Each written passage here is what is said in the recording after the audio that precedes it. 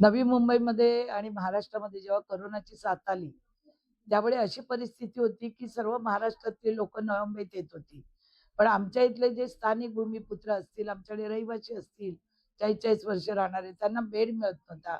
हॉस्पिटलमध्ये त्यांच्यावर उपचार होत नव्हते आणि ह्या गरीब लोकांसाठी विचार केला. मी स्वतः 2दा कोरोनामध्ये पेशंट होती. विचार केला, की एक आपल्याकडे मेडिकल कॉलेज आणि सुपर स्पेशालिटी हॉस्पिटल जर असलं, तर इथल्या गोरगरीब लोकांना एकतर रोजगारही मिळेल, लोकांची सेवा होईल, अनेक विद्यार्थी घडले जातील, शिकले जातील.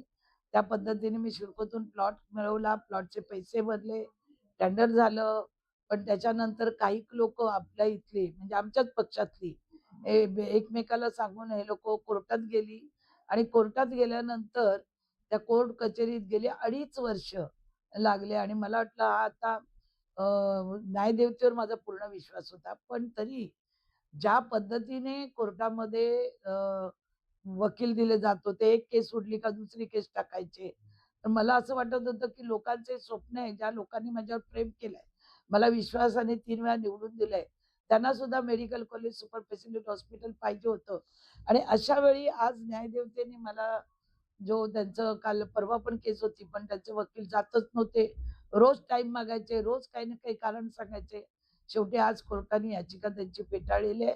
त्यामुळे माझ्या जीवनामध्ये सगळ्यात मोठा या इतके वर्ष मी लोकसेवा केली, त्यातला माझा आनंदाचा क्षण आहे. आणि ज्यांनी मला त्रास दिला, जे माझ्या म्हणजे जसं एखाद्या शरीराला कसं आपण मानसिक त्रास देतो आणि पिसाणू असतात, ते चिपकतात आणि त्याचं रक्त शोषण करतात. असं गेले 2.5 वर्ष माझं ह्या लोकांनी रक्त शोषण केलेलं आहे. आणि ते रक्त शोषण करताना आज त्यांना देवाने धक्का दिलेला आहे. गोवर्धनी मातेने आणि त्यांना त्यांची जागा काय ती दाखवलं आणि गोरगरिबांमध्ये आज मला अनेक फोन आले इथे येता-येता. अनेक लोकांनी सांगितलं, की "मॅडम शेवटी सत्याचा विजय होतो आणि तो आज विजय झाला." हो, त्यांचीच मेजॉरिटी आहे ना. नावाला भाजप आहे. इथं भाजप आहे कुठे? नावाला आहे. आणि त्यांनी मिळून प्रस्ताव आणला. तो पण एका अपक्ष नगरसेवकाच्या खांद्यावर बंदूक ठेवून. स्वतःची हिंमत नाही. मला तर नेहमी मी सांगते, की लढाई माझ्याशी समोर करा. याच्या त्याच्या खांद्यावर बंदूक ठेवून लढाई करू नका. आणि काय झाले शेवटी?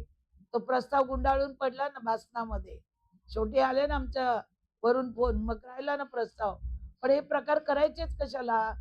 आता बघू ना कोण कामं मागायला येतं, कोण कमिशन मागायला येतं. मी बघते ना आता. येऊ द्या हॉस्पिटलमध्ये कोण येतं, त्याचा नकाबच फाडून मी फेकणार आहे. कोणी येऊ द्या आता.